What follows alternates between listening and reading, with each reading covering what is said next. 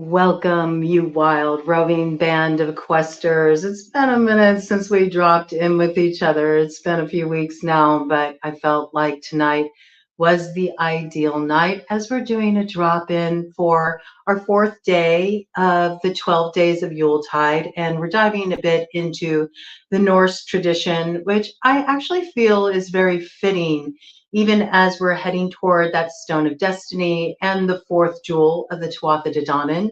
We know that there's a lot of cross-cultural references, and I just wanted to open with this because I received this beautiful gift from a new member I have at the channel, the wonderful, phenomenal Star Tree Dancer. And I just want to say thank you so much for this beautiful frame drum. And I love with this striker, they made the striker themselves, and it's made of this beautiful cobalt blue leather, which is one of my favorite colors along with red, but it's also filled with wolf fur and cat hair, which I just love, and I love the drum. It's absolutely gorgeous.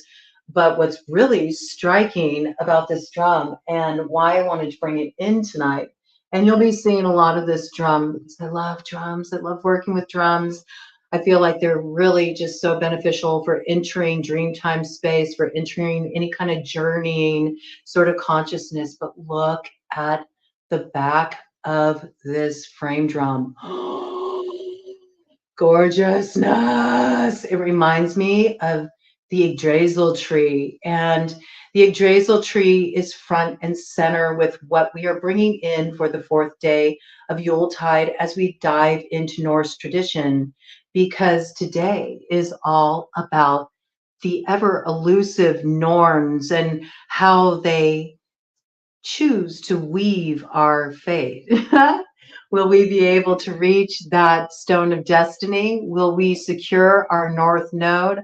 I don't know. We're going to find out with a little read. But first, I want to tell you all a little bit about the Norns in case you're unfamiliar. They are quite mysterious, as so much in Norse mythology is, as I've discovered. I can tell as I'm starting to tap these ancestral roots of mine that this is another rabbit hole where I can go way down to the bottom of things. But I'm already noticing there's just so many parallels between Norse tradition and also fairy tradition.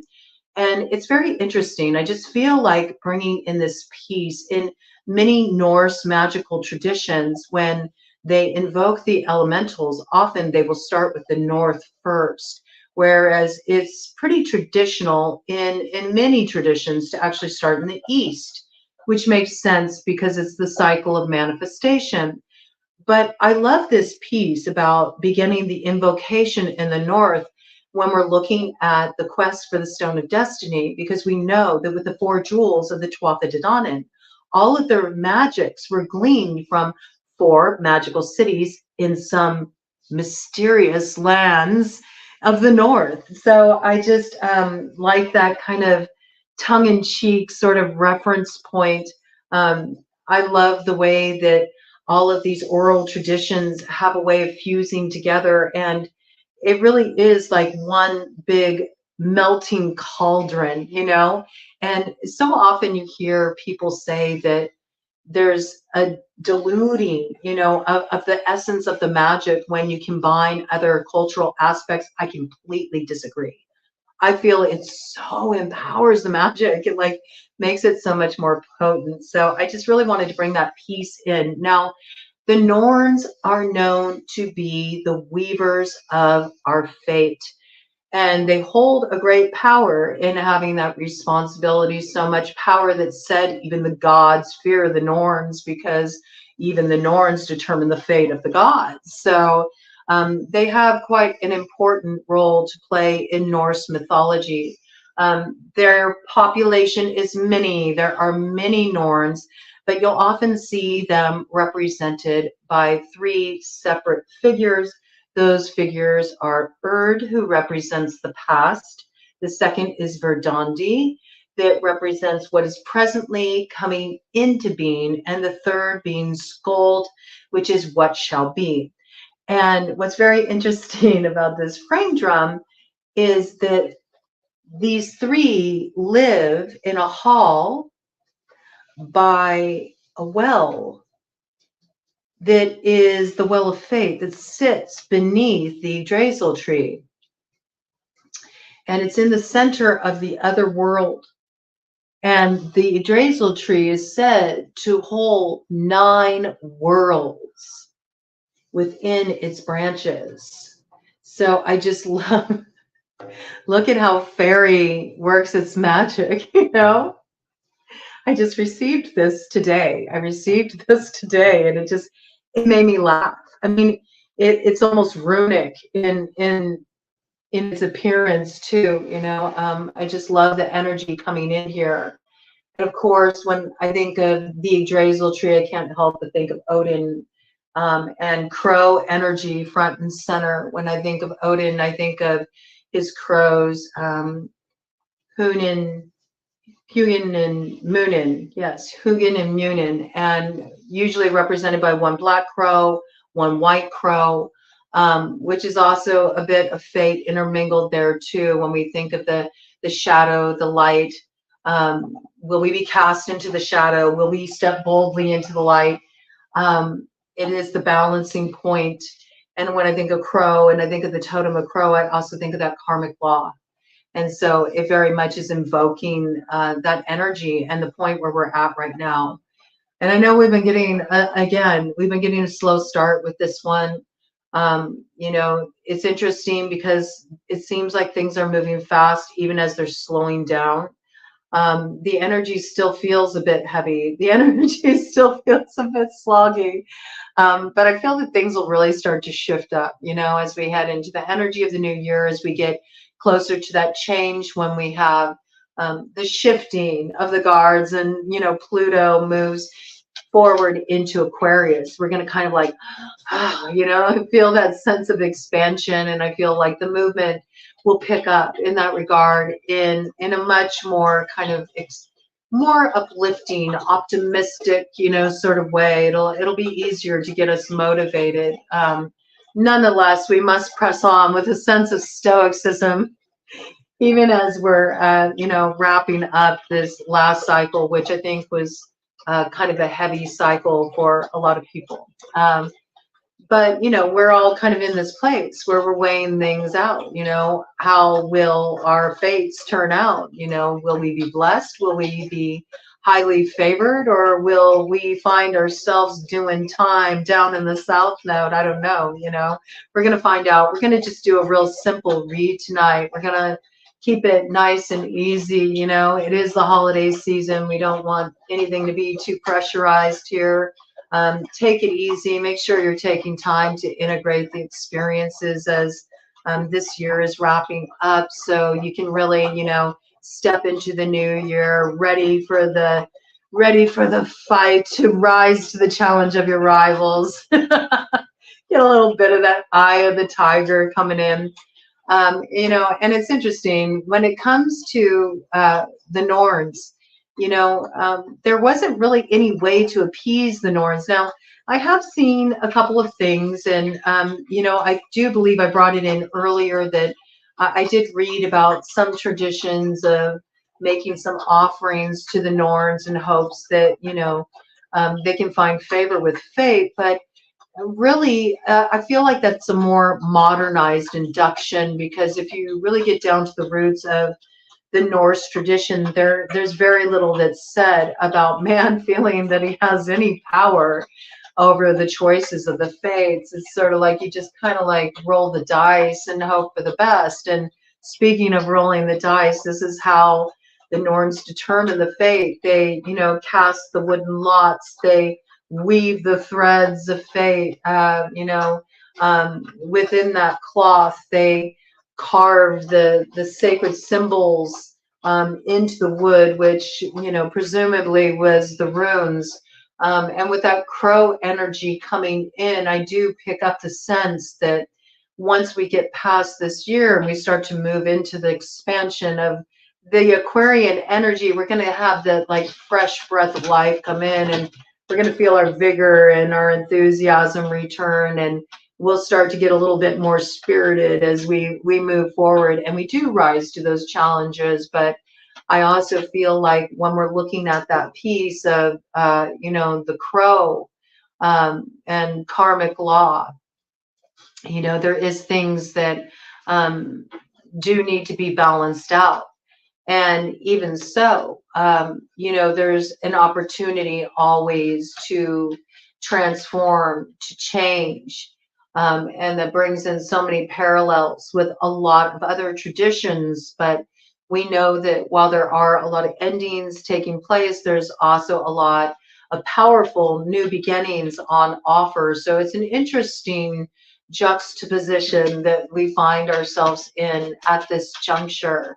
But what's very interesting about the crow is that the crow is not just about karmic law and balancing, but the crow has associations with a lot of mythos, you know. And when we think of the crow, we also consider the Morrigan. And the Morrigan, they are very much part of Gaelic tradition, very much connected with Goddess Danu. In fact, Goddess Danu, that is considered in fairy tradition to be the birther and suckler of the gods, as well as the Queen of Fairy, the mother of the TUATHA de DANNAN. But she's also considered to have many different aspects. She is a primordial mother. So when we're looking at this piece, we have to pay attention to the many different faces of Danu. And one of the faces of Danu is often associated with the Morrigan. And it's interesting to me because the Morrigan have very strong associations with the Valkyries. So I love how these elements all come in and intertwine with one another. And then when you think later and as things evolved and the Celtic piece started to come in, of course, then we get the Greco-Roman influence, which is why I'm sharing some of the Clash of the Titans stuff, because there are threads of connection. So this is very important when you're journeying into fairy, because no matter what your cultural background is, no matter how you relate to spirit, there's still a place for you within fairy to connect with those roots, even if your way to tap those roots is through the branch of a different tree. You know what I'm saying? So it's like, well, actually, they're all branches off the same tree, that great world tree. And of course, when we think of that world tree symbolism, I mean, this is like, you know, the Druid symbolism. We see that grand oak held within the orb. So I just love all the different connecting points and the reference points. But getting back to that piece about offerings and appeasing the fates, the more I've done research on it, like I haven't seen anything that really connects any actual practices with trying to appease the fates. It was more just like, well, we hope this all turns out. Now, it was said that there were some who took it upon themselves to consistently every day go and water the Yggdrasil tree so it didn't turn to ash. But you know, the thing was that it was like, if you're going to do that, like you need to do it. You need to show up every day, because if you don't show up every day and something goes awry, like, you know, you're probably not going to get such good luck cast for you. You know what I'm saying? It ain't going to work out so well for you. The emperor may find himself with no clothes. And, you know, so I don't think that's something that was like a really common practice, because it's a tall order, you know. You think about kind of how flighty people are nowadays. I mean, that takes some real commitment. And no matter what, I'm going to remember every day I'm going to go out and I'm going to offer this water. And I'm sure it wasn't just like dumping some water on the roots of this sacred tree. I'm sure there was a lot more involved in it. The other time that favor was sought by the norms, by the norms was when a child was born, because they were considered to be able to determine the fate of that child. And if they felt like the child was born into the wrong family and it just wasn't a match, I mean, the Norns had no problem with saying, well, you know, I think we're going to make this child sick because, you know, this isn't the right family for this child, or vice versa. Okay. So they could be fickle in that way, and they could be spicy in that way. And knowing that, people would often seek their favor. And so one of the things that they would do is they would make a special porridge that they would offer as an offering to the Norns to try to find approval so they can ensure that the child had a beneficial fate. And they would make sure to offer that to a mother that had recently given birth as well, you know. So um, there are some references, you know, loose references to certain kinds of attempts at finding favor with the Norns, but whether that was actually achieved is a whole other story, a whole other ball of wax. Okay, so much like so many of these traditions, there's a lot about them that is unknown, unanswerable, and uncontrollable. Okay, but what it made me think of when I was thinking of fate and I was thinking of the crow is that with Hugin and Munin, Odin's crows, they are associated with a particular rune, and the rune that they're associated with is Feu. And Feu is considered to be a rune of prosperity, a rune of growth, a rune of abundance, of great harvest. And so I feel like this is a beneficial fate on offer. I do feel that we have the opportunity to claim that, but then, you know, people can also seal their fate by kind of, you know, moving awry. And then much like the gods are subject to the Norns, why would we be any different? As far as the origin of the Norns as well, there's a lot of question marks around that. Some say they actually came from the gods. Like, why do the gods do this to themselves? They're like, yeah, hey, why not? You know, we like a challenge too. We like a good challenge too. Maybe they didn't want to be bored, you know? Even the gods want an antagonist in their story. Okay, let's throw in the Norns, you know, we got to put in that wild card element. Anything can happen. And then there's also, you know, some connections that say that they could be connected to the elves, they could be connected to the dwarfs. So, you know, we got fairy, you know, front and center.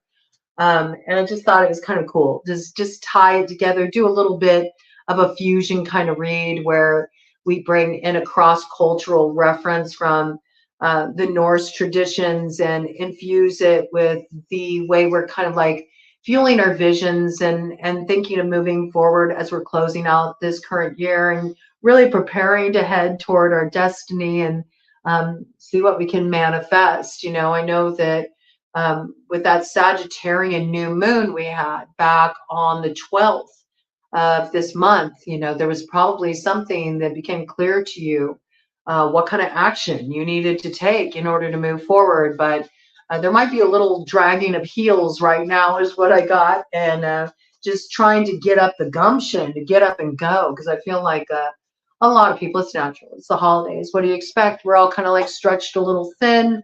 We're all tired. We're all tired, boss. You know, can we just rest? Can we just rest for a bit in the enchanted wood before we take it a little bit further? You know, and I think that's fine. It's good to catch your breath. It's good to get centered. It's good to think about how you were foiled and how you can take a shot again or rework something, or has your goal completely changed entirely? You know, did an action you take lead to a certain result back at that new moon that's causing something different to be illuminated for you? And I do feel like as we head to that Gemini full moon coming up on the 26th, something is really going to come forward that will be like turning the lights on in the room. I feel it really strongly. I feel a lot of energy around that Cancer moon. I do. I feel like it's going to be the energy coming in that makes it very clear where that destiny lies. And I think right now there might still be a little fuzziness around the edges of that. You know, you may still be in a place where you're trying to figure that out. You know, do you really got it right? You know, there might have been some things that happened that kind of like threw your scent off the trail or made you doubt yourself a little bit. This is just kind of like what's coming in. Or maybe, you know, it's one of those things. I mean, we did just pass through the darkest time of the year. It's always darkest before the dawn. Remember this. And we did have some eclipse energy come in. So we're waiting for this full moon to come in on the 26th, because it is going to illuminate a lot for us. It's going to reveal certain things that we couldn't see. But what I like about the Cancer energy is that the Cancer energy is very much associated with that sense of home, that sense of belonging, and also just that energy signature of the archetype of the mother. And you know, that makes me think of Frigga and the story we brought in the other night about Balder. And Balder just thought, oh, I have this horrible fate ahead of me. I had this dream that foretold my death. And you know, Balder thought all was going to be lost, and implored his mother Frigga, the goddess of love and beauty and well war. She was ruled by Venus, that Venusian energy, much like we got in the South Node, right, with Libra. Implored for her assistance, as we discovered when we dove into the Norse symbolism of the mistletoe, you know, and good old Loki, you know, his usual, you know, tricks up his sleeve. Got Balder's, you know, blind brother to shoot him with an arrow made of mistletoe, and you know, did him in, had him down for the count. You know, found the loophole even after Frigga had done all of that work to implore the elementals to ward off this ill fate. So isn't that interesting? You know, it's interesting the way even that point connects with this one with the Norns. Like that was an attempt to ward off fate. You know, perhaps that dream came to Balder from the Norns, warning him, you know, that an ill fate was at hand, and he tried to cheat that fate, and Frigga tried to help with that, and Frigga is a goddess, you know. If the goddess couldn't do it well, but in the end, in the clincher, she came through. And how did she come through? With that motherly love. It was her tears and her sense of loss of her beloved son that brought him back to life, that resurrected him. And so I feel like there's parallels. I'm just getting this, that this Cancer full moon on the 26th, it's got that like Frigga energy. You know what I'm saying?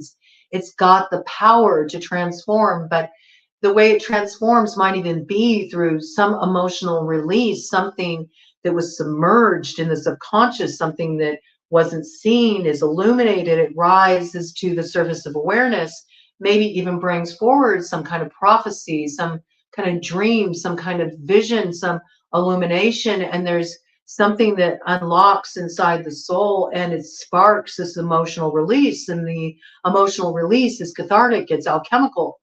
And I feel there's something really important happening at this time. It's been coming in for me very strongly, so I'll be very interested to see how that pans out. But I thought, what could we do? What could we do? I mean, I'm not here to tempt fate, okay? I'm taking my hands off of it. I trust the Norns take the wheel, okay? And I trust, you know, where I end up is where I need to be. I am a transformer of fate into destiny. I've always been a transformer of fate into destiny. No matter what hand I'm dealt, I will pull a rabbit out of the hat. I have before, I will again. And I think that there's a bit of that that's needed. You know, you have to bring forward a bit of that spirit in order to be able to quest for the stone of destiny. You got to be a little bold, a little daring, a little dashing. You can find it. You know, you're not all washed up. You still got it in you, Chuck. Okay, so there's something about this, about allowing yourself to really, you know, get in touch with that kind of, you know, just a little bit of cockiness doesn't hurt. Not so much, you know, that you're gonna, you know, piss the fates off, all right? You don't want to push too far, but sometimes you kind of have to, you know, pull a Dr. Frankenfurter, you know what I'm saying? You don't just dream it, you be it. You got to kind of like grok a little bit of the energy before it's there. There's nothing wrong with that.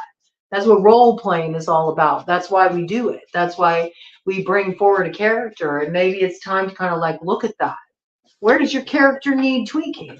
You know, change up your own internal mythos. I mean, Ted seems to agree with that. There's something that needs to shift, and it's important that we look at this, because the hunt, okay, the hunt with Carriedwin going after Taliesin, who, you know, swiped again, trickery, you know, accidentally, but still, you know, swiped those 3 drops of that brew, that magical brew that was being stirred for 12 moons in a day, you know, took that from Carriedwin's son, the poor unfortunate soul who just wasn't easy on the eyes. I mean, she's just trying to give him a little brilliance, maybe, you know, a brilliant mind that could sway some to see favor in him, you know, try to change his fate. Isn't it interesting? It's all these ties with the fate. It's funny, and how things can go awry, right? And I think that's very symbolic of us on the way to our North Node, and trying to reach for this destiny, and also putting ourselves in check along the way, and all the accountability, like, am I in integrity? Is this the right way for me to focus? Is this the right way for me to move? Am I on the right track? Did I hear my intuition correctly? So I feel like there is some illumination that is coming here, but the hunt does begin with the hound chasing the hare. And the hare in and of itself is trickery, okay? Hare is trickster medicine. Yes, it's certainly fertility. It's the promise that there can be fertility. There's the promise there can be growth. There's the promise there can be the birth of the destiny. But there's also a lot that needs to be encountered along the way. You will be tested. There will be tricks. There will be tests on the path. And a lot of those tricks come from the trickster within the self, the inner saboteur. And how does that show up? It shows up through fear. The fears that we call to ourselves, because that is part of hair medicine, right? So these totems are very much coming into play, right? So I think this is some place that we're kind of like moving through right now, where we're looking at ways that we've been tripped up, or ways that we tricked ourselves, or ways we allowed ourselves to be duped by others, went along for the ride. Because come on, you know, you just kind of hoped for the best, you know. You were trying to find that favor with fate. You see how that can work out? Fate can be fickle. Fate can be fickle. But I thought it would be fun to just do a real simple read. Nothing complicated, okay? We're just going to keep it nice and to the point tonight. Straight from the hip with lots of lip. We're going to use our Arcane BS deck, because I love this deck. I really, really do. It just gets you out of your belief systems, man. Just helps you drop that BS and helps you get more into instinct, okay? I love this right here on the opposite side. Now is the time to really merge, you know, all of those energies together. It's not just about being guided forward by primal impulses and desires. And I mean, we need to value the snake medicine, okay? Snake medicine is all about transformation. It's also the activation of the Kundalini life force. And that's what elevates the consciousness, okay? It's also the shedding of old skins, the shedding of old cycles, the shedding of old stories. It's about imbibing a bit of the poison to arrive at the cure. So it's alchemy in action. It's transmutation energy. Okay. And we also got the raptor energy there, you know, that comes through, you know, eventually as, you know, the chicken. You know, why did the chicken cross the road? Do you know? Do you know why you're crossing the road? And also, again, there's that piece of fear, you know. The sky is falling, the sky is falling, you know, Chicken Little, you know, we think of these references of playing chicken as well. You know, you think of the 2 cars facing off, who's going to chicken out first and careen off the road.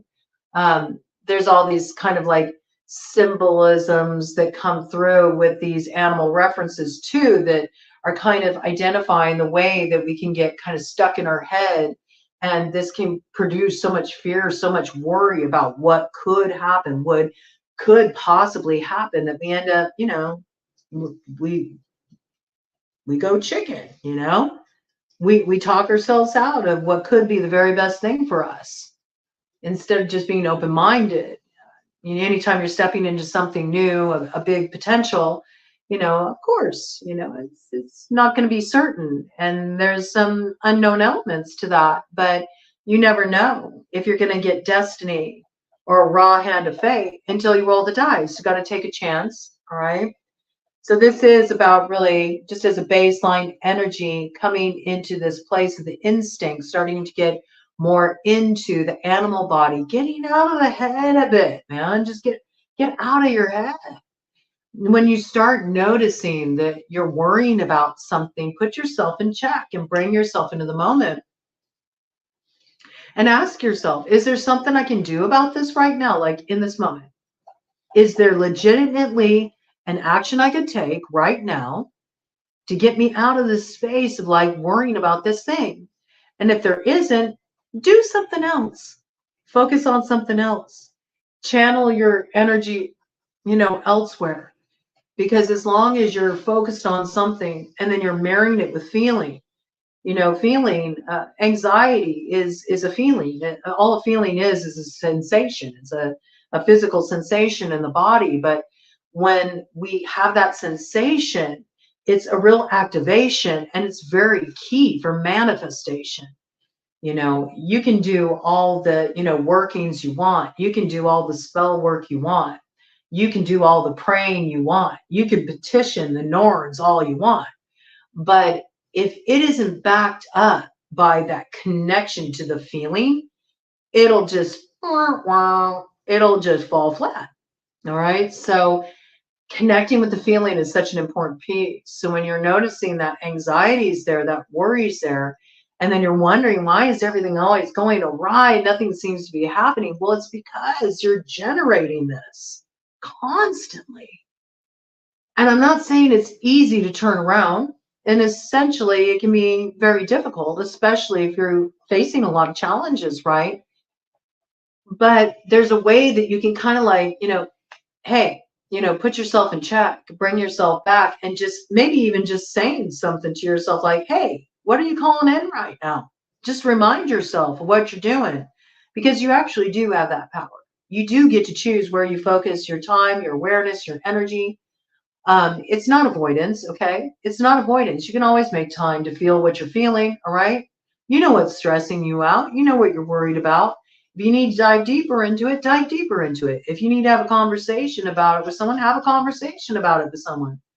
But all this is about action, okay? Because when we're looking at moving to that fourth jewel of the TUATHA to DANNAN and claiming the Stone of Destiny, it demands that we really stand in our sovereignty, which means we're taking actions in our life, physical, tangible actions. We're actually doing something. We're not just sitting stewing about it. We're like transforming what makes us ill, what poisons us. We're shedding the skins. We're letting the scales fall from our eyes. We're seeing things as they are. We're having the courage to change our minds too. This is also about, shifting the mindset. I don't know why I got this. I just got this like almost this image of like the myelin sheath, like shedding, which means maybe, I don't know why this is coming in, but it is. So I'll just bring it in. I mean, it is dealing with that north direction when we're looking at North Node, when we're looking at the fourth jewel of the TUATHA to DANNAN. It's all about north, and that is that pentacle energy. It's very physical, it's very tangible, it's very rooted in material reality. And what's more in material reality than your physical body? So there might be a need to tend a little bit more to the physical body, and I feel especially brain health. Make sure you're checking out that second installment of the Discurriculum that is on the playlist on the homepage here at Broad Coven, because there's a lot of stuff there that can help expand your consciousness, get you looking at things in a new way, get those synapses, like firing off. And it's good. It's good to learn new things. It's good to be open to new information. It does, promote brain health. It's important. But there's also some stuff in there to, help decalcify that pineal gland, get that center activated. That's also an important piece when it comes to manifestation, right? So some of it's out there, but we're going to have some fun. I'll be writing in a lot more of that stuff in January. It's just been kind of like a sloggy end to the year, I have to say. I still feel like there's a little of that slogginess from the cauldron of Dagda, sort of lingering. I feel like a lot of people have left some emotional stuff kind of trailing behind them, okay? But I do feel like that's going to be coming to a head. So what we're going to do here is we're just going to shuffle for all signs, all right? And we're going to do 3 separate piles. And the pile on the right is going to be what shall be. It will be the pile for Scold. The pile in the center will be for Verdandi, what is presently coming into being. And the first pile on the left will be for Wyrd, the past. So we're just going to allow the Norns to speak to us. I'm asking the Norns, please, to come through the collective graciously and share any guidance you have for those of us who are questing for our destiny, who desire to step into our North Node, who are willing to be transformers of fate into destiny and play an active role in the claiming of our birthright. Can you please align us with the ideal way to move in harmony with your special magic and power, those of you who rule over time and its influences on mankind? All right, let's check it out. Let's see. Give us some help here as we prepare to head toward our destiny in the new year. All right, so first I'm going to just put this down here and I'm going to do the first cut. Okay, so this one here is for Scold, what shall be. The center one is going to be for Verdandi, what is presently coming into being. And of course, we have the top card here, which represents Wyrd, the past.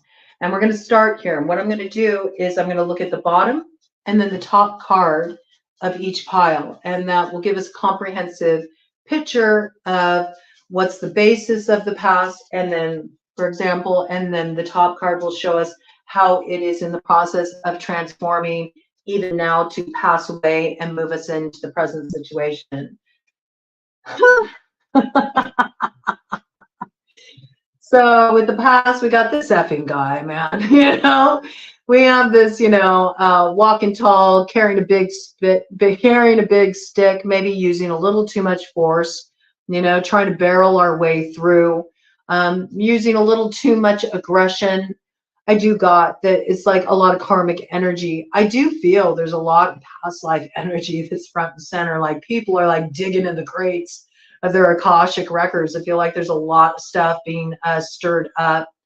I also feel like there's a lot of this kind of like little D energy around where, people are kind of making up for where they feel a sense of inadequacy by sort of laying it on real thick with the ego, being very stubborn, being super argumentative, or trying to force a fit, trying to get people to kind of kowtow or, bend to their will, bend to their desires. I feel like this is just sort of like an old mindset, that one person has to hold all the power, and it's just not working. We have to work together collectively and a lot more cooperatively as we move into the future. I mean, Aquarius, Pluto and Aquarius and the dawning of the age of Aquarius will absolutely demand it. So this is really kind of archaic. There's not a way to move forward that's beneficial. And I think people that have been operating on this level where they've really been trying to get people to fall in line with what they think is the way to go have been bumping up against a lot of challenges, and it hasn't been very productive. There may not have been a lot to resolve. And some of you, probably a lot of you, have been dealing with a character like this where you're just super at odds with them. You might kind of almost be sort of in this place where if you're not careful, you might start mirroring that energy in return. And some of you may be sitting here going like, I don't know. I mean, I can admit, I think maybe I've been that effing guy, you know? So I feel like this is kind of the basis of the matter, that there was a little bit too much force used. I don't know why it made me think of Tangled Up in Blue, Bob Dylan. Helped him out of a jam, I guess, but I used a little too much force, you know? That's what I got. Like maybe the intentions were good. They just kind of like, uh, you know, just pull it back just a little bit. Just be a little bit more mindful. Don't be reckless, you know? Interesting. Please, Hammer, don't hurt him. I don't know why I just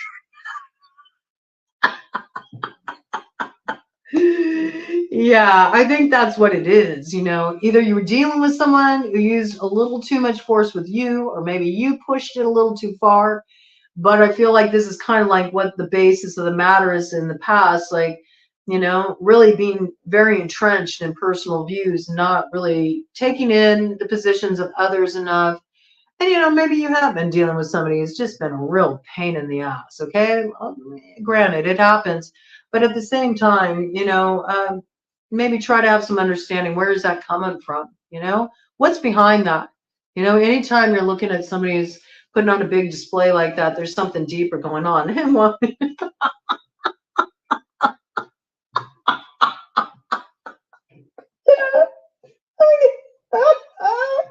the floppy key. Okay, I mean, obviously, this is quite tongue in cheek.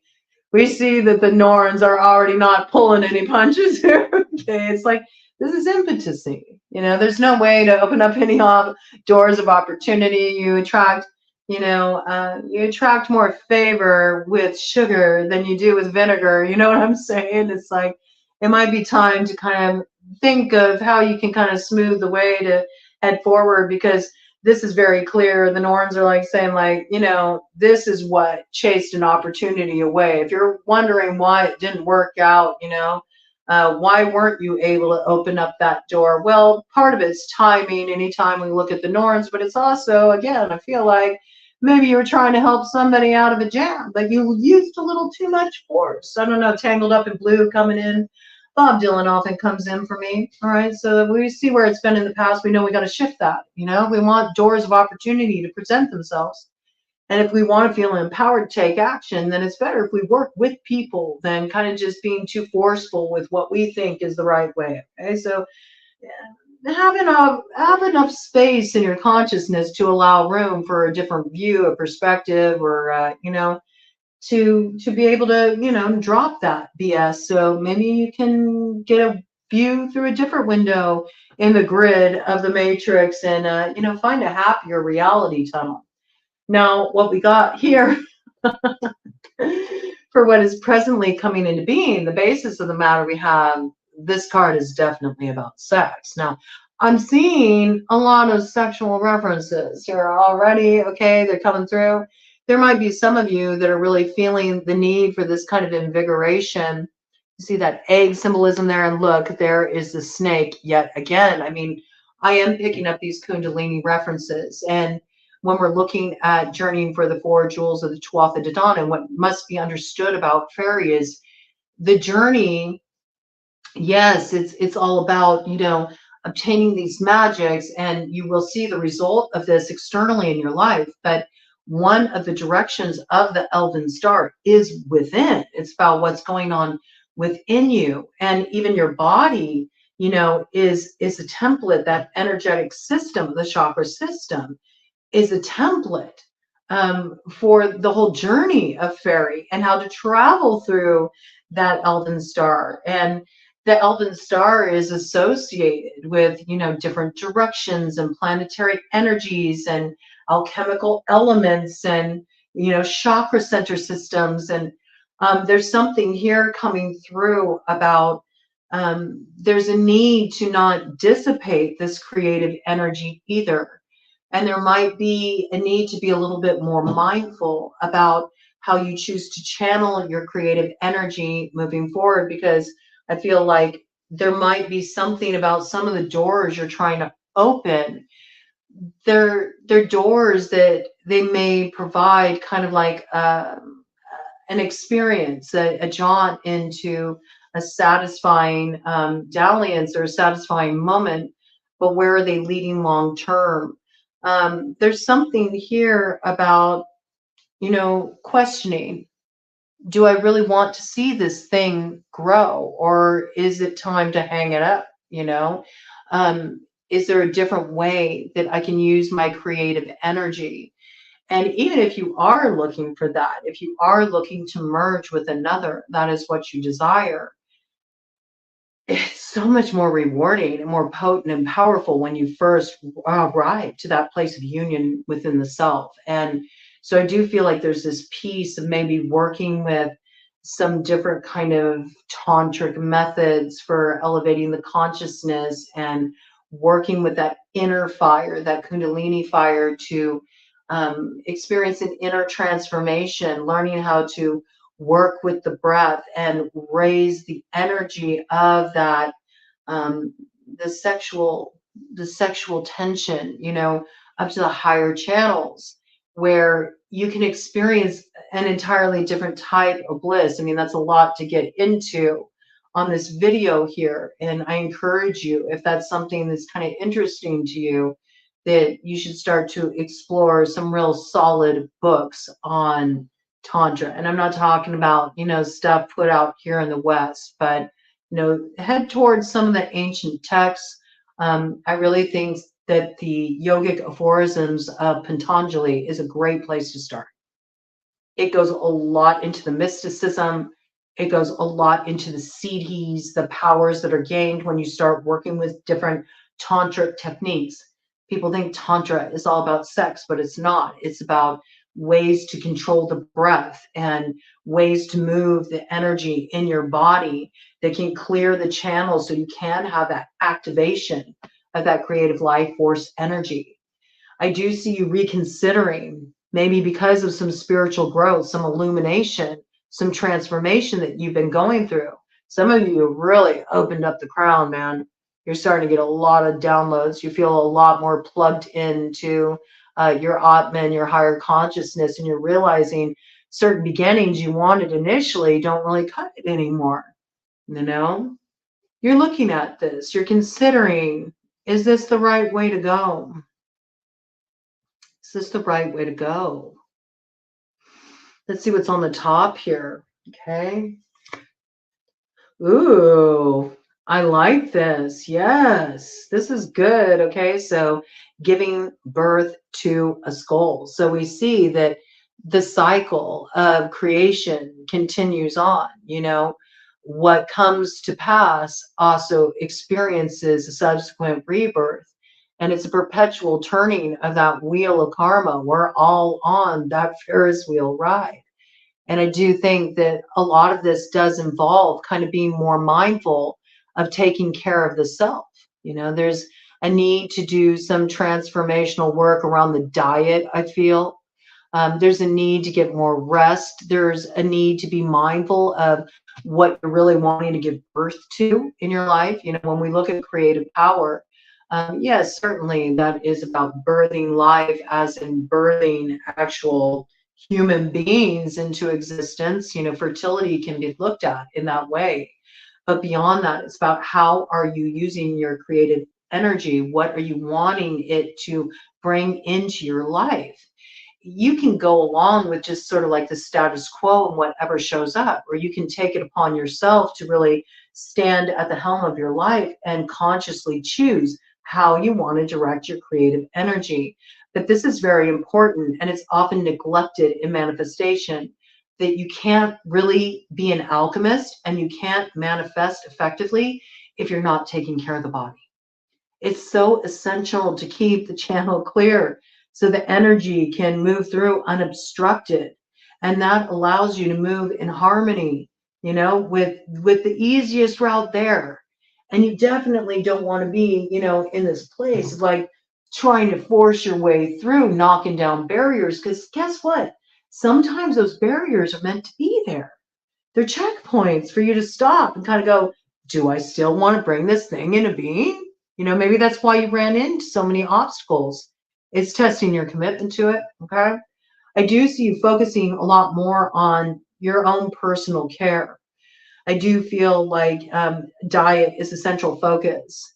And you may be like kind of like cutting back on the carbs. You may be noticing how sugar affects your brain. And when you get too many carbs, it just sort of makes you kind of like dull headed, makes your energy a little low.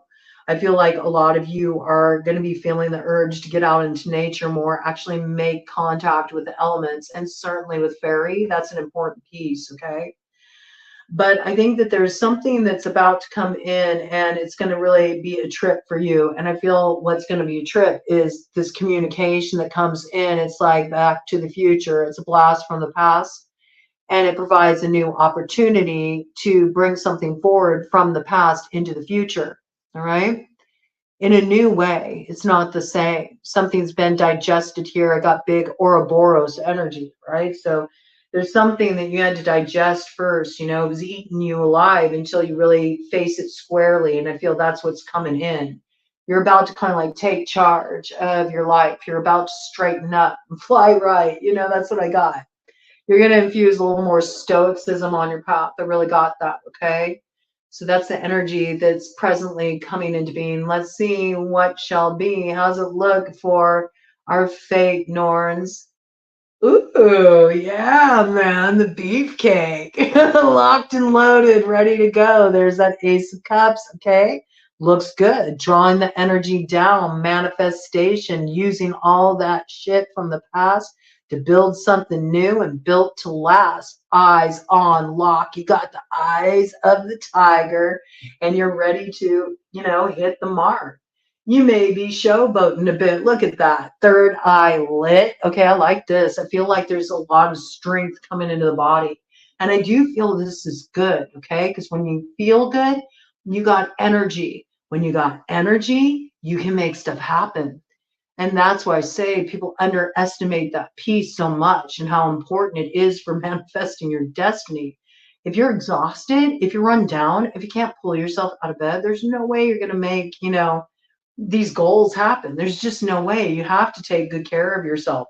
And these pieces are important. And it's not just about taking care of your body. It's not just about addressing what you need to address emotionally or, you know, attending to the mind, but also spiritually, you know, just make sure that you're right in your soul. You know, you keep checking in with your heart. Does it feel right? Check in with that compass rose of the heart.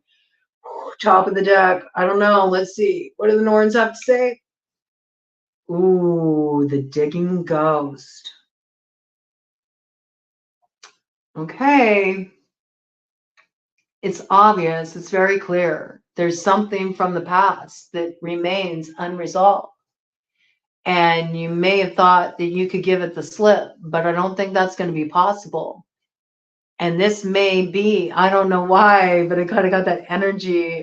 You know, it's sort of like a Christmas story. You know, is this the ghost of Yuletide past? You may just have an encounter in the next few days that will give you some kind of foretelling about what the future has in store. I want to see what comes behind this. I'm so curious. Shark trombone and 3 sandwiches. Interesting. Well, you know, what's coming in with this? Little Pablo. Yeah, I mean, I think you're going to be enjoying yourself. This may come through at a time when, you know, you're kind of like enjoying the festivities, listening to some music, you know. You might even have to get dressed up. I don't know why I'm thinking one of those like shark skin suits. You know, you're at some restaurant with the folks, you know, there's some band playing cover tunes, you know, you're eating the grub that's on offer, you know, everybody's having a good time. This is reminding me of New Year's Eve here, okay? So I feel like there might be something that gets talked about at the holiday festivities that sort of like raises your hackles, I got, okay? Might kind of put you a little bit in survival mode with that shark energy. Might also make you feel a little territorial, like, wait a minute, you know? So expect some news come in that gets you thinking about things and gets you going, we might need to dig up this ghost because I think there's something unresolved there. And I feel like there's some message or there's some communication, there's some news that comes in by New Year's Eve that as you celebrate and I'm getting with this frog here, frog medicine. It's making me think of that that frog, the frog ritual. I don't know what it's called, but they emit this toxin, and there's a lot of people who have worked with it to experience transformation, like transmutation of old stuff they're holding on to, not just physically. I mean, I've heard of people using it for physical, issues, but I've also heard of people using it for like energetic attachments, old stuff they're holding on to, trauma they're holding on to, transformation. So I feel like this is almost a transformation of that energy. Something comes through, maybe something that you feel a little apprehensive about. Maybe it kind of scares you to kind of like dig up this ghost. You're not quite sure, if it's better to just leave it resting, but at the same time, I feel there's something that comes through, over the next couple of days. It's that illumination.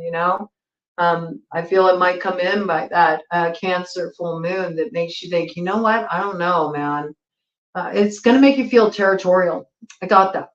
It might get you thinking twice if you're really ready to leave that behind. That's what I got. I do feel like there will be a communication. There's something to celebrate here, but you are going to have to dig up a little something from the past to figure this out.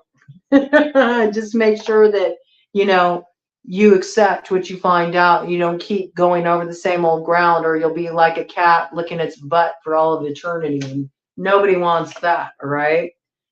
I think you'll get it, okay? I think you'll get it. I think you'll start going with the flow, all right? You may have certain primal urges. That may be what kind of like holds you back a little bit, you may have the primal urges. I don't know. I mean, some of you may be into, some of you may like your salad. I'm just gonna say. But it's late night. We can get away with it.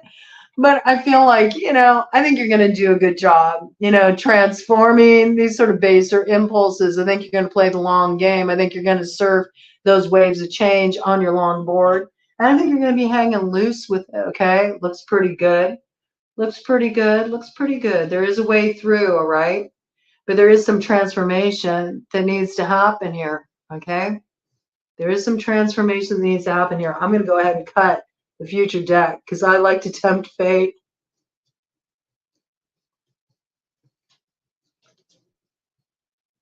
Ooh, Robo Dodo. This has serious Alice in Wonderland vibes. That's what it's reminding me of. It's reminding me of the dodos, Lewis Carroll's dodos, okay? So look at that. Look at that sword, okay? I think there's somebody who maybe, they have reason to be defensive. They have reason to be self-protective. There's something that they're protecting, that they're holding within. They don't want this discovered, but I feel like that may be what comes up during the holidays. You're going to get some kind of truth comes through, right? And it marks somebody. It marks somebody who's been working against you. This has been going on behind your back, and it's going to illuminate something for you that's going to, I feel like it's going to give you an ace up the sleeve. And it has something to do with a queen of holes. There's a lot of holes in this queen's story. She's left the door cracked open. She'll leave a light on for you. But there's something here you need to be aware of. There's a lot here that has been omitted from what this queen has been telling you. This feels like interloper energy. I think this person knows that they're about to be found out. Look for this coming in.